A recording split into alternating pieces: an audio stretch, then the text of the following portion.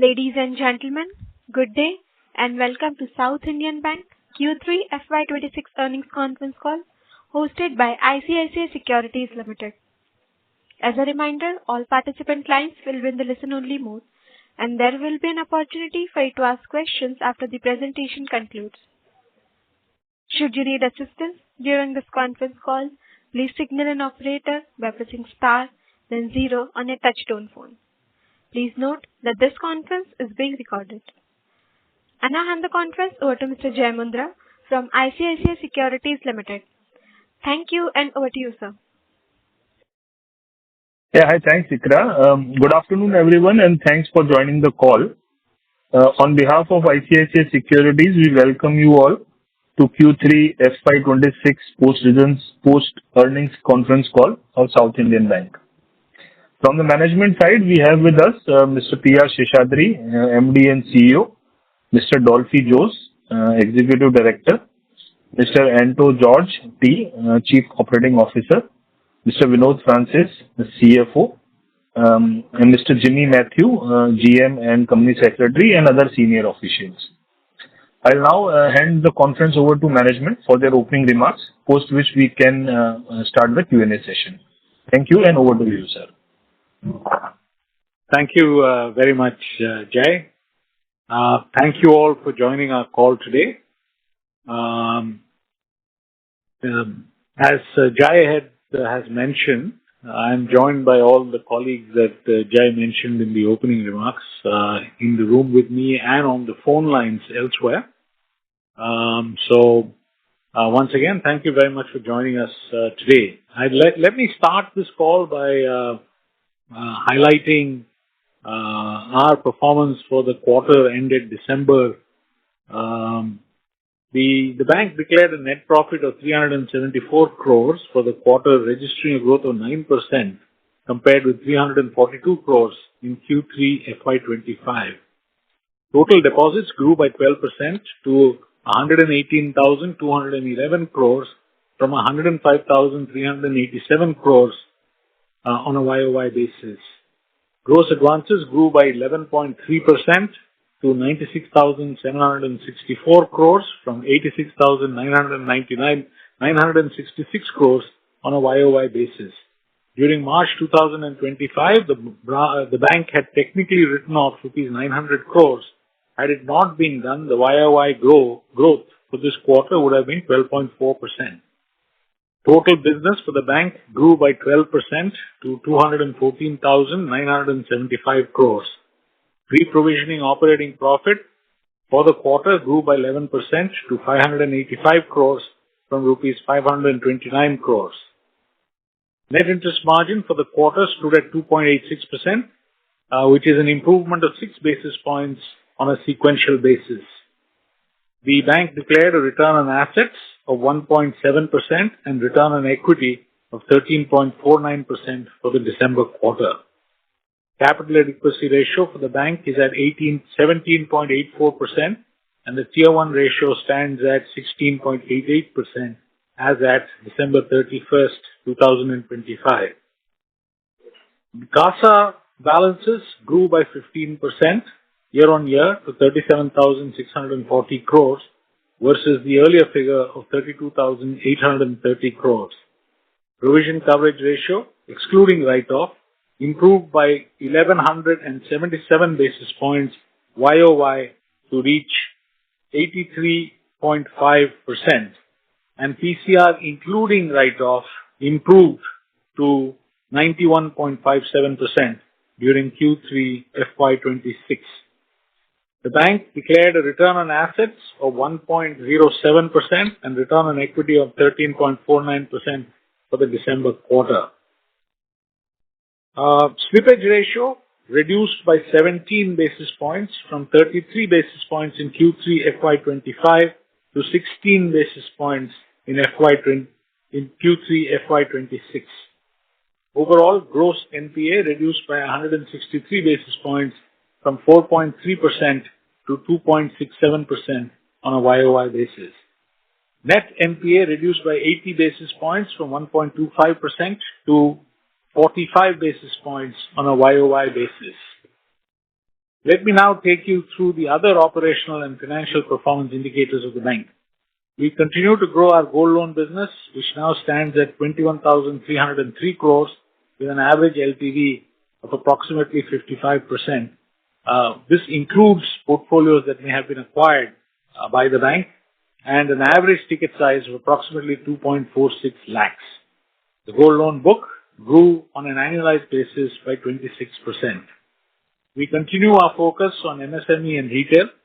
MSME business loans now stand at 14,019 crores, which is a growth of 12%, excluding the write-off done during March 2025. Mortgage loans, which are mainly given to MSME, is mapped in the investor deck given to you under the retail segment. And if this were to be remapped to MSME, the YOY growth would stand at 14%. Retail segment continues to grow for us.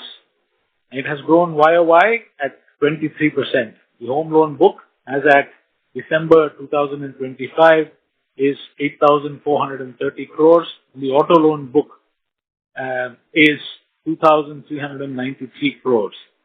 As at December 2025, our PL loan book stands at 2,217 crores. This quarter, we also saw good traction on the dispersal of MSME and retail, including gold segments. On a YOY basis, MSME, in this case including LAP, disbursements grew by 45% year on year, and retail loans, including gold disbursements, grew by 60%. These numbers are available in the investor deck for you to view. We hope to continue to maintain the momentum in disbursements and collections in the coming quarters and to achieve our desired outcomes. With this, we open the floor for questions. Thank you. Thank you very much. We will now begin the question and answer session. Anyone who wishes to ask a question may press star and 1 on their touchtone telephone. If you wish to remove yourself from the question queue, you may press star and 2. Participants are requested to use handsets while asking a question. Ladies and gentlemen, we will wait for a moment while the question queue assembles. The first question is from the line of Digant Haria from GreenEdge Wealth. Please go ahead. Yeah. Hi, thank you for the opportunity and congratulations on the good performance. So the first question is, last quarter and maybe, even to the quarter before that, you said that in Q3 is when you may look to revise or, keep the guidance of 12% asset growth. So, you would like to give any guidance on the loan growth? We had said that we would do 12%, and actually we have done 12%. If you were to add back the write-off that we've done in Q3, in March of 2025, which is roughly 900 crores, so to add it back, we would be 12.43% year on year. So on a like-for-like basis, we have done 12%, and we think that this being the busy season, the Jan to March quarter, there's a likelihood that we will participate in the increased demand for loans and have outcome better than that. So what we said the last time around was that we want to be 12 and over, so we are still sticking to that. Okay. So, no, I'm asking this because on the retail part, especially gold loans is doing very well for the industry. Like, banks are growing, say, 10-15% on a QOQ basis. So in that context, it's a very good time for that retail portfolio of ours. So, I just want to know the corporate and retail portfolio, the retail mix still doesn't shift. The corporate still continues to be around 40%. Like, when do we see that shift really happening? Like, over next 12 months, 18 months, or will it be much longer where we see that shift? And second is that in gold loans, are we thinking of capping our, gold loans exposure to something? Because I think we can grow much faster, but, we will somehow constrain our gold loan growth. So with respect to the second question first, at this juncture, we have not imposed any caps. Our total exposure of gold loans to our total book is roughly about 22%. So So we are monitoring it very closely, and we've built new risk measurement mechanisms so that we can see how much risk we are taking, especially against volatility in gold prices. But this is something that we have been dialoguing with the board, and it's a decision that we'll have to take as to at what level we need to cap this, if at all. So at this juncture, as I mentioned, we have not capped it. With respect to the second question, this quarter we had 5% sequential loan growth. Only, I think approximately a fourth of the loan growth has come from the corporate end, and even that is on the transactional banking side. So core corporate book has not grown. The way we report it to you in the investor deck includes both our transaction banking balances and the corporate banking balances. So the growth has been on the transaction banking balance, and the level of growth there has been just, has been a smaller component of the total growth. So as a consequence, there has been a realignment in the overall book, and which is what has led to our increase in NIMs, etc. So over time, you will see this happen. I think the size of our balance sheet and the fact that we are mainly reliant on our own branches to actually deliver business volumes imposes certain restrictions on how quickly we can alter the mix. But that's definitely what we are trying to do, and you will see a shift as we go quarter on quarter. So in the medium term, I think we would head towards 33%, one third corporate, and the rest being retail, MSME, and agri. Yeah? Thank you. Okay. Thank you, sir, for the detailed response. The last question, if I may. In the last 5 quarters, our loan book has probably grown by say 15-16%, and our NII, the net interest income, we have again clawed back to that all-time high of 882 crores. Now, will it be fair that next 3-4 quarters at least, whatever the loan book grows, our NII also keeps pace with that? I think that would be a fair comment to make. We've absorbed 125 basis points reduction in NIM, and as we go forward, we are entering a relatively favorable phase for deposit repricing. So whilst there is going to be a 25 basis points reduction in the repo link book, at the same time, approximately a fifth of our deposit book will also get repriced by approximately 80 basis points. So given all of that, we think that we've hit basically a plateau at this point in time on account of the most recent repo reduction. Please remember that we pass on the repo rate cut to our customers on a T+1 basis. So as far as, from South Indian Bank's point of view, the regulatory aim of transmission is achieved on the first day after the repo rate announcement.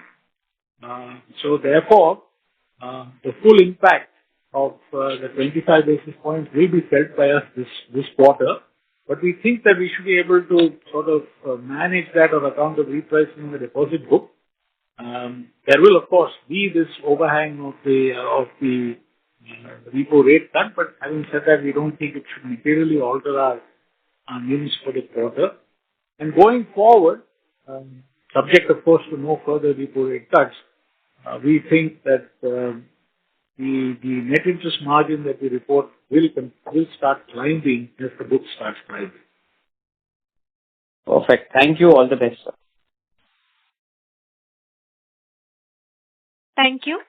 The next question is from the line of Videsha from C.R. Kothari and Sons. Please go ahead. Hello, sir. I have 2 questions. So one on the NIM.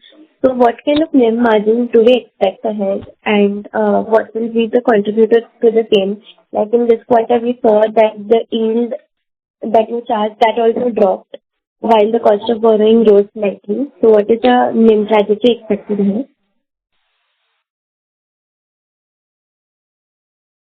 I couldn't hear you very clearly, so I will paraphrase what I thought I heard.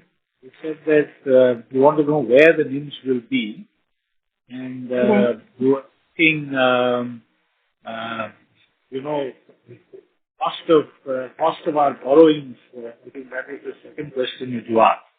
Now, with respect to NIM, I think going forward, subject to no further rate cuts coming, uh, our NIM will stabilize during this quarter. There will be some slight downward pressure on account of the 25 basis points reduction that we've had on account of in December. But that will be countered largely by the fact that we have approximately 20% of our deposit book getting repriced during this quarter. So we think that we should remain stably at the level that we are. There may be some marginal movements, but we don't think that's going to be very significant. At least that's the current view. But there is a downward, how should I put it? There is a bias of it being moving downwards on account of the 25 basis points we took back. Now, with respect to cost of deposits have been coming off. So they came off 7 basis points in the last quarter from 5.41% to 5.34%. Now, I think the number that you're looking at is cost of funds, which also includes certain other activities that we do, including our borrowings on the repo market and so on and so forth, and the borrowing for purposes of reinvestments and so on and so forth, where there is a 3 basis point upward movement from 4.74% to 4.77%. I don't think that is a very material number or material change for us to be worried about, because that is driven by opportunities on a short-term nature. I think the more important number to be looking at is the 5.41% to 5.34%, which is a 7 basis points reduction in cost of deposits, which, from our point of view, is moving in the right direction. Understood, sir. And on the GNPA and NNPA, so your GNPA dropped from 4.4 last year to now approximately 2.9%. So what led to this drop, and do we expect it to continue over here in these levels? So gross NPA on a year-on-year drop is also partially contributed by a write-off of 900 crores during March of 2025. So that's a 100 basis points reduction in the book itself. So from 4.5, that would have brought it down to 3.5. The rest is on account of excess of recovery over new NPA accruals. So our NPA slippage rate is at 16 basis points for the quarter, not annualized. So on an annualized basis, we are at 64 basis points. And recoveries have been significantly larger than NPAs.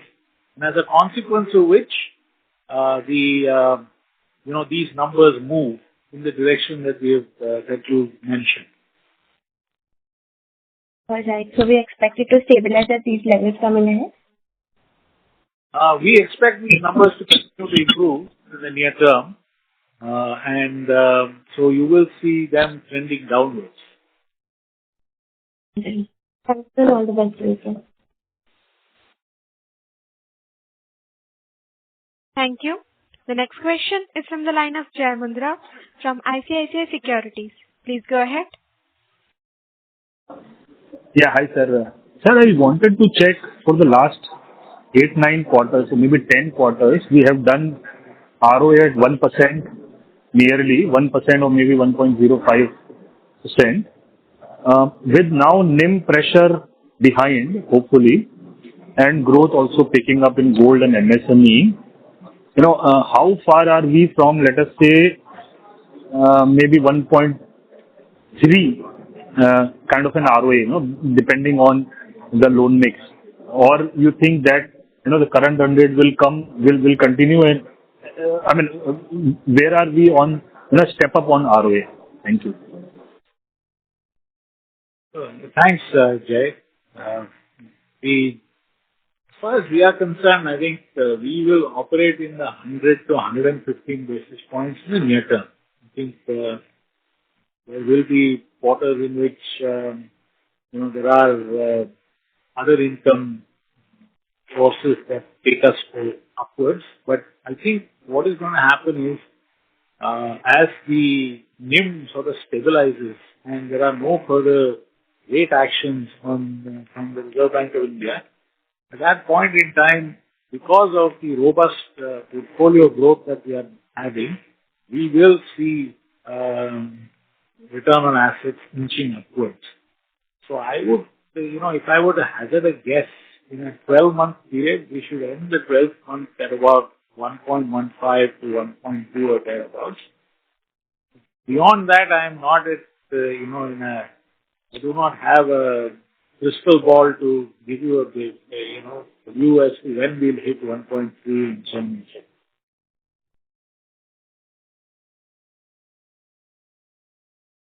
Sure, sir. And lastly, sir, if you can quantify the impact, I mean, if you have any trade relief measures portfolio, RBI had given some dispensation, and if you can sort of provide some sensitivity to the export portfolio, right, given the global uncertainty on the trade side. Thank you.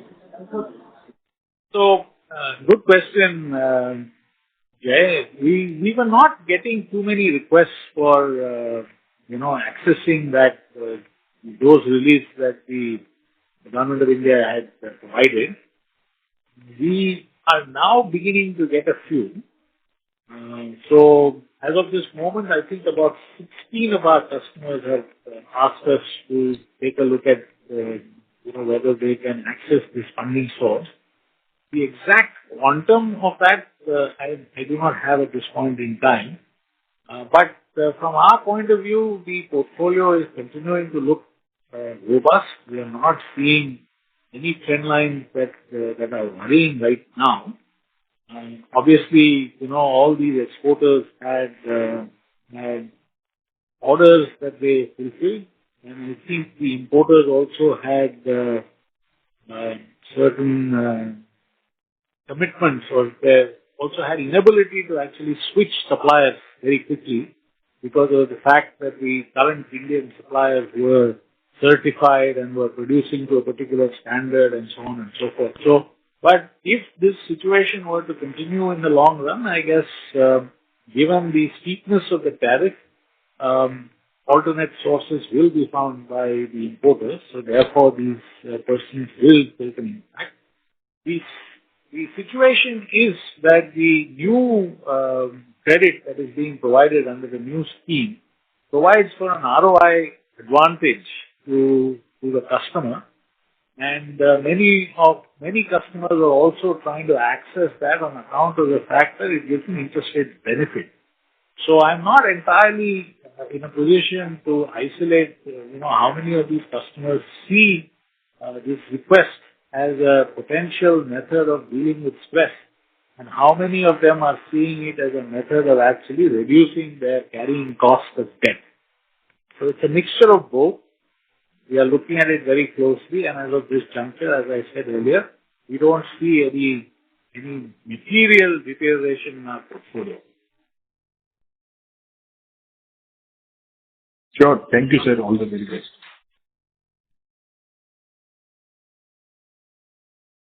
Thank you. The next question is from the line of Darshil Jhaveri from Crown Capital. Please go ahead.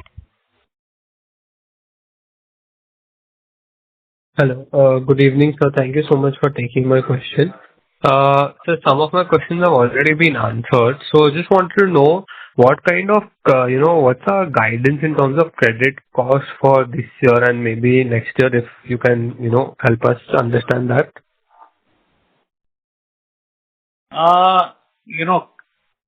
So you're asking for credit cost as opposed to slippage. Yeah. I think the credit cost for this year that you see will be broadly in line with what you're seeing right now. Not going to materially change. Nor are the slippages likely to change in the near term. In this quarter, we don't expect very significant change. So right now, the way the portfolio is behaving, and given the fact that slippages are in the 15, 17 basis point range, credit costs would be maybe half that. So 7, 8 basis points would be the credit cost in the near term. Next year numbers are being worked out, but we don't see it materially changing from where we are unless there is a very significant event in the marketplace and unless, some of the events that Jai Mundra, the previous gentleman, was talking about, create some form of adverse conditions, which is not currently visible. So as we get into the next year, we think that the current trend lines where the recoveries are greater than the new NPA slippages will continue over the next 12 months. Okay, that helps a lot, sir. I just wanted to understand, like, in terms of competition, majorly, like maybe in the retail segment and, gold loan, like a lot of players want to get into that and are trying to aggressively grow out there. So how do we see that? Like, is there some kind of undercutting happening, or, is there enough pie in the market for everyone? Just if you could help me, understand the competition intensity in retail and especially retail gold, sir.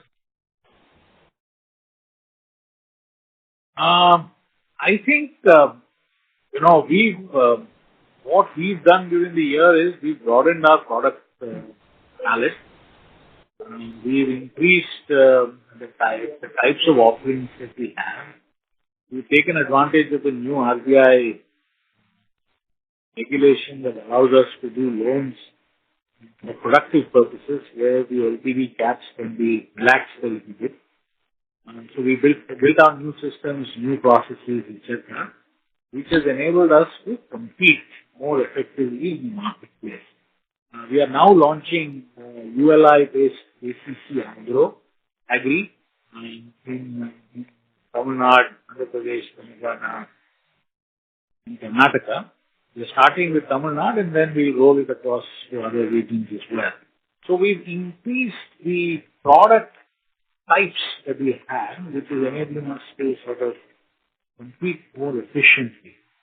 When it comes to price competition, there is price competition, but this is a product that is in some senses a relationship product and it's also a trust product. So people come to a bank that they've trusted, and because they're leaving their gold there, they like to know that when they come back, it will still be available. And since we operate a great deal in semi-urban and rural areas, trust requirements include. Ladies and gentlemen, the line for management has been disconnected. Please stay connected while we get them reconnected. Ladies and gentlemen, thank you for being on hold. The management has been reconnected. Thank you, and over to you, sir. Thank you.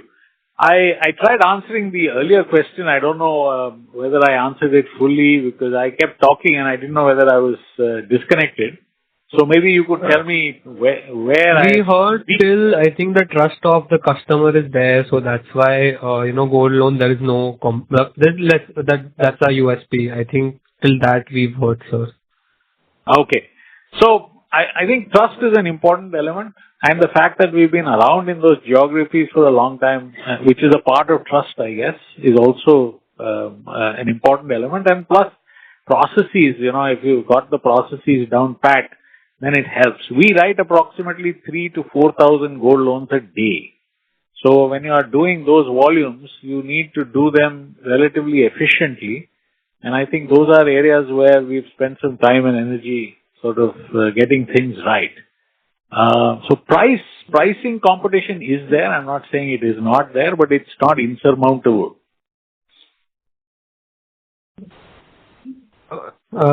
Fair enough, sir. That helped me, sir. Can you hear me, sir? Hello? Yeah, I can hear you loud and clear. Yeah. Fair enough, sir. So that covers a lot of my questions. So just one more thing, like in terms of partnerships, like, are we looking at, like when we said we are trying to grow mostly from our own branches, so are we looking at some, other way of partnership or, even like in the credit card segment, a lot of people are coming with co-branded credit cards. So are we looking at some other ways to, penetrate in these other categories with the help of partnerships, sir? So we have an active strategic alliances, department which works on building relationships between us and other counterparties. In page 27 of our deck, you will see a list of counterparties that we work with currently. So we are taking advantage of RBI's co-origination guidelines, and we do have an active partnership, program. Our current balances on these partnerships is approximately 1,900 crores or thereabouts, ex-credit cards. Okay, fair enough. Yeah, that's it from my side. So thank you so much, sir. All the best. Thank you. The next question is from the line of Suraj Das from Sundaram Mutual Fund. Please go ahead. Hi, am I audible? Yes, you are. Yeah. Hi, sir. Thank you for the opportunity. Sir, couple of questions. First, on the MSME portfolio, I think the MSME portfolio has seen revival and then has started to grow for past couple of quarters. And I think this is despite you classifying mortgage loan given to MSME under retail. So just wanted to check if you can highlight, let us say, what are the sectors or product or what are the geographies which is driving this growth? And also, what is your outlook on this growth going ahead? That is question one, sir. Okay. Thank you very much. I think MSME growth is actually quite broad-based. It's across various categories. We manage MSME in two buckets. The first bucket is what we originate in our branches, what we call, internally we call it MBG. And the second is what we manage through relationship managers, which is a separate vertical. And both of these have been growing quite well. The MBG piece is the one that we are more keen on growing because the yields there give us a clear NIM of 400 to 500 basis points. And these are smaller ticket, which means that the risk is diversified. So far we've hit a peak disbursal of roughly 300 crores in the month of December. We are hoping to double that with changes to our policies, practices, and also with increased sales effort. Because that is going to be a huge driver of revenue for the institution as such. And that product works on a templatized mode where we have credit scores that run, and these are all digitally underwritten, and they have reasonably quick turnaround times. And we leverage as much data as is possible from GST data to tax return data to a bank account data and so on and so forth to arrive at a score that tells us whether the customer is bankable or not. And it is there that we've had very significant growth in volumes. And all of this is originated by us. We don't pay any origination commissions and so on and so forth. So the economics for us is very, very positive. The second area, which I said, is what we call emerging corporate business. These are the bigger tickets, which is written by by the verticals. There also we've had very substantial growth on a year-on-year basis. And there it is fairly broad spectrum of businesses that come to us, from working capital to term facilities to fund working capital gap to brownfield entities that are setting up incremental capacity to lease rental discounting and so on and so forth. So it's a broad mix. Of course, the yields here are lower. I want to reiterate that we trade off price for better quality. So we are aiming to get high quality, slightly better yields than what we've been achieving in our book. So the aim is not to increase risk density or riskiness of our portfolio at all, but to manage risk in such a fashion that we get an alpha on the yields and as a consequence an alpha on interest, on net interest margins. So I trust that answers your question. Yes, sir. That answer. So out of this 1700 crore or 1800 crore disbursement that you were saying on the MSME, currently the MBG group contributes only 300 crore. No, that was in 1 month. That was in the month of December. So the exact numbers we can make available. Sure. I don't have it with me, the breakup. Yeah? Thank you. Sure, sir. Sure.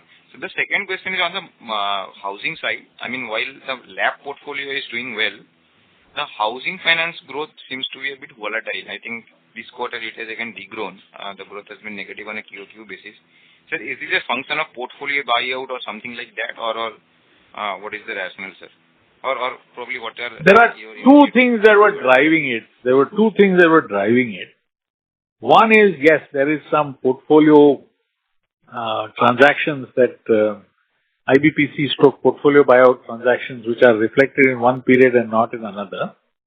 But the broader problem is that yields on housing finance, especially prime housing finance, have dropped to a very, very low level, with nationalized banks now operating at 7.1%, and some of them are even sub 7%.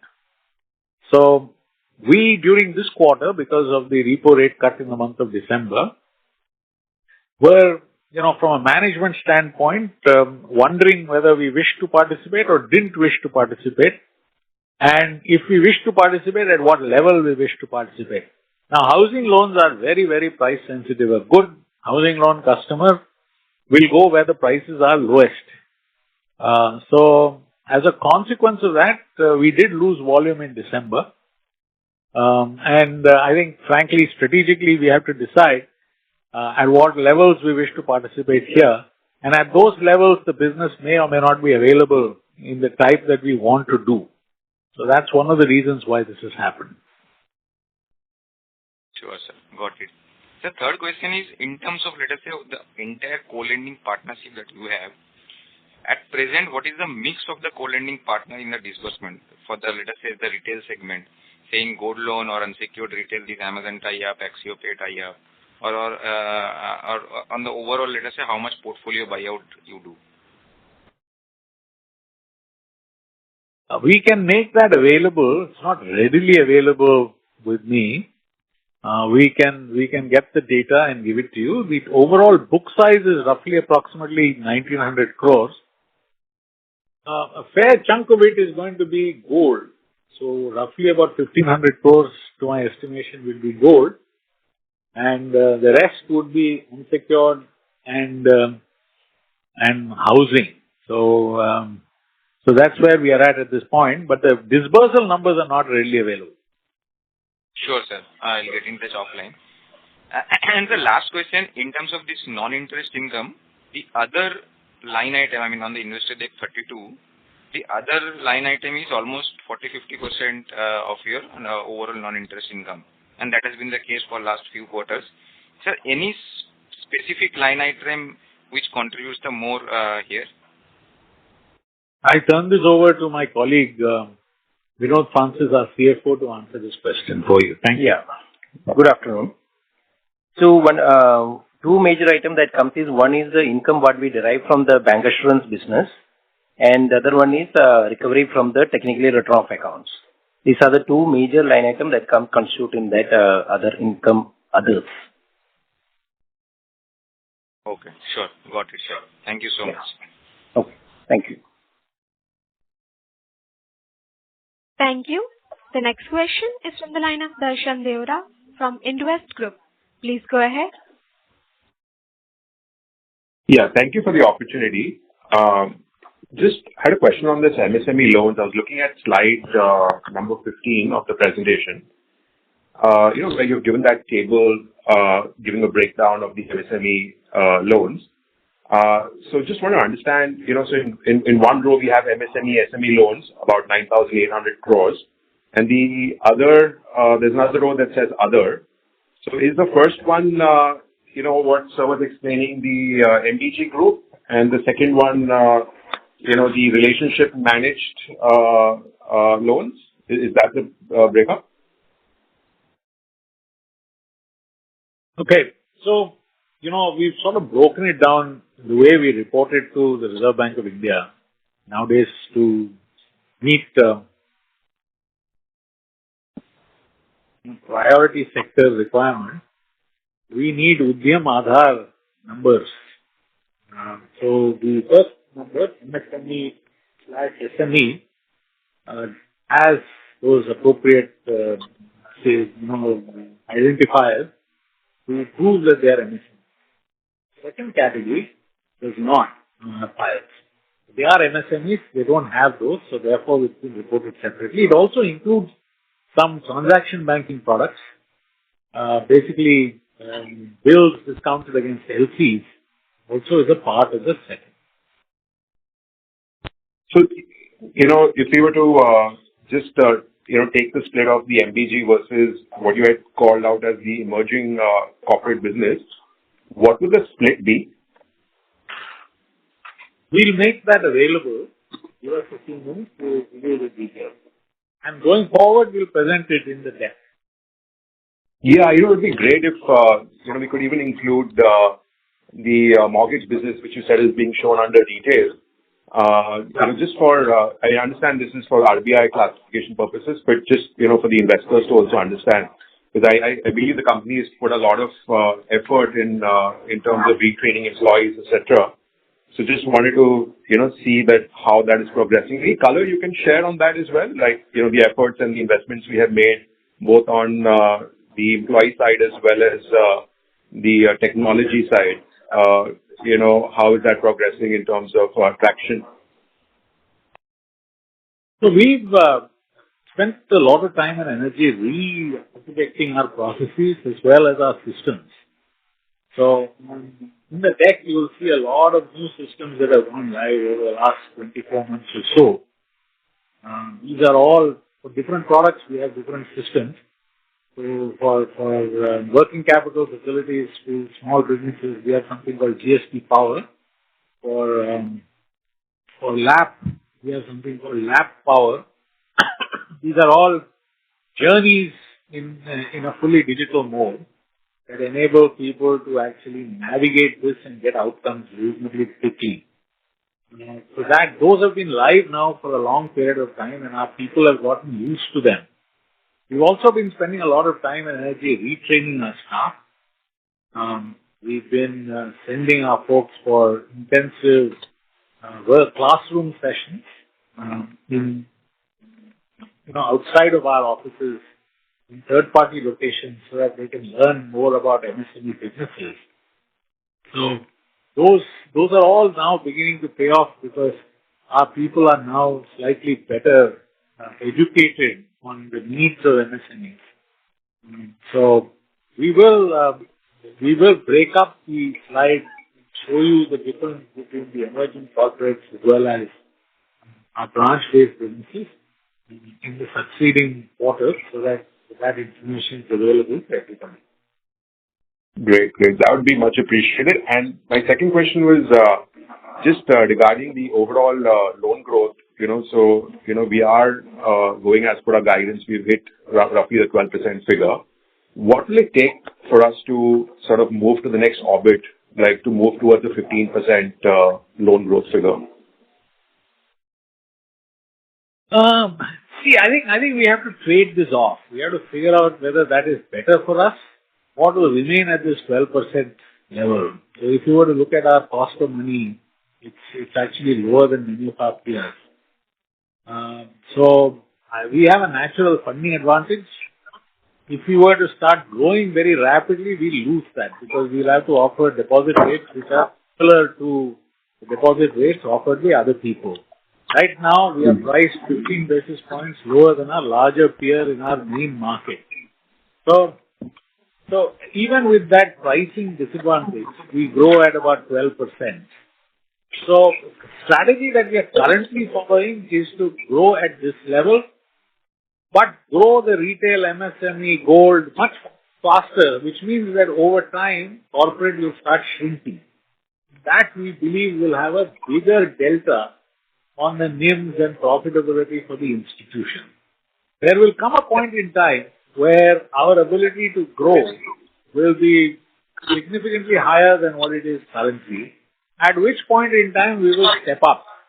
But if we go into the next year, our growth will increase from here, but we don't want to, take it to 20% and so on and so forth, because that's going to be counterproductive from a P&L standpoint. Got it.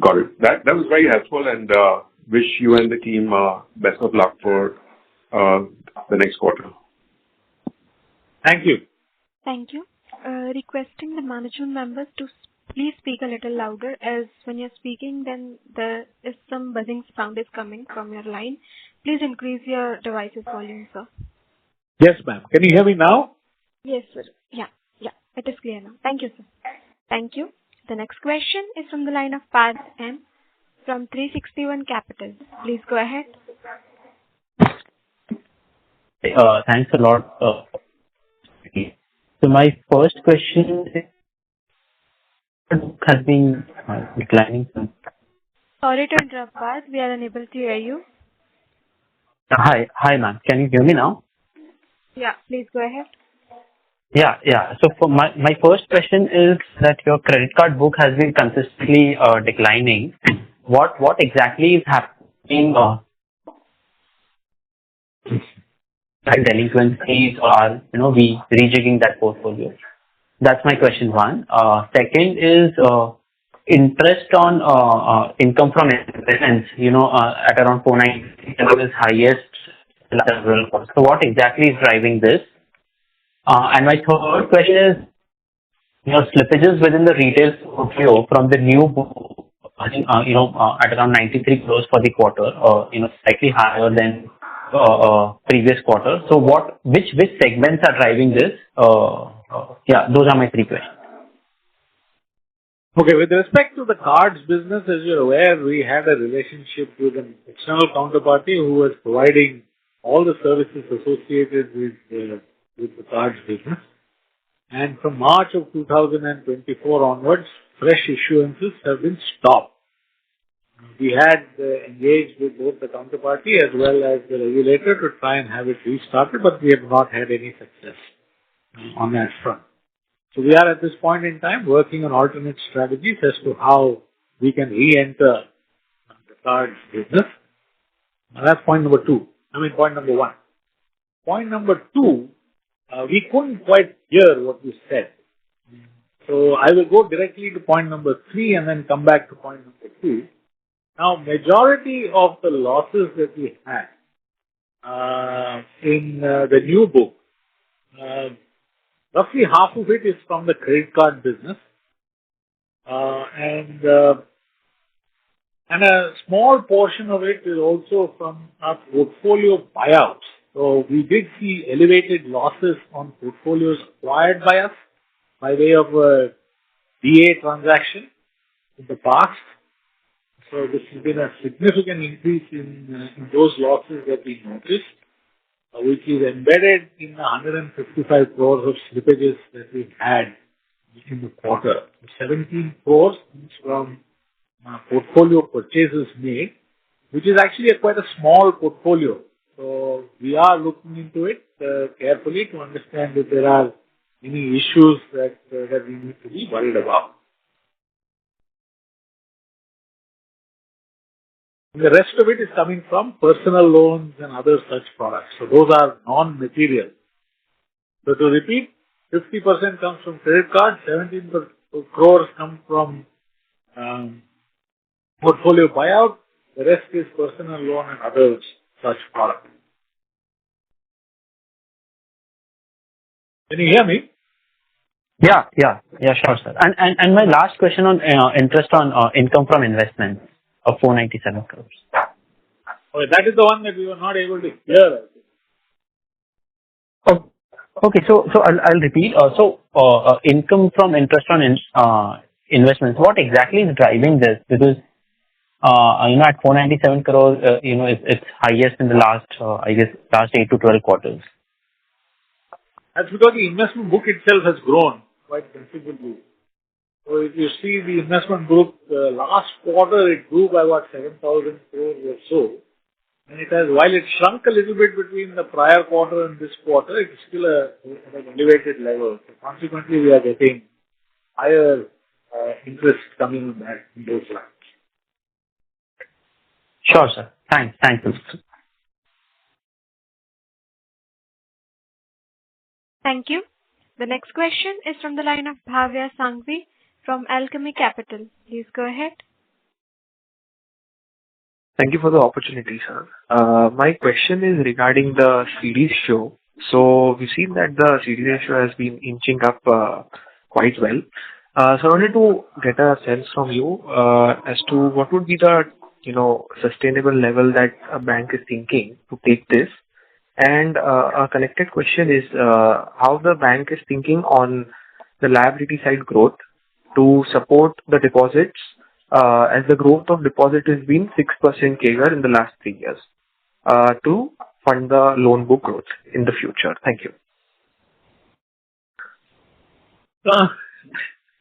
Thank you very much for that question. With respect to CD ratio, we are at approximately 82% or so at the end of last quarter. We think that there's still some headroom available there. We can get to 85, 86, At the same time, we've also started looking at alternate funding sources. So we have tapped other funding sources which are non-reserve requiring.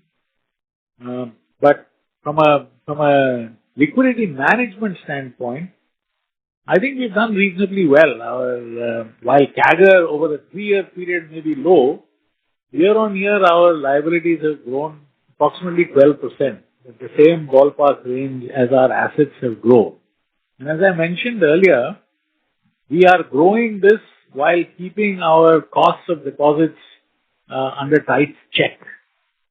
So our belief is that if you were to pay higher rates, we can get higher liability growth, but that will militate against having higher NIMs. So in order to manage both of them, we are, sort of optimizing our asset growth in such a fashion that the liability and asset growth is roughly of the same amount, and our total CD ratio remains within reasonable bounds. Sure. Thank you, sir. And any specific targets on branch expansion in the next couple of years that bank is thinking about? Thank you. That's all from me. We have not grown our branches in the last 2 years or so. We will be expanding, doing some amount of branch expansion, especially in our core areas, which is Tamil Nadu, Andhra Pradesh, Telangana, Karnataka. But those plans are in the future. In the near term, there may be 10 or 12 branches that are built up. Thank you. The next question is from the line of Ravindra, an individual investor. Please go ahead. Ravindra, your line is unmuted. Please proceed with your question. Ravindra, your line is unmuted. Can you hear us? As there is no response from the participant, we'll move forward. We'll take this as the last question for today. I would now like to hand the conference over to management for closing remarks. Thank you, and over to the management. I'd like to thank all the folks who attended this call for being here with us. Thank you very much for taking time to attend our call and having interest in South Indian Bank. Thank you very much. Thank you all. On behalf of South Indian Bank, that concludes this conference call. Thank you all for joining us today, and you may now disconnect your lines.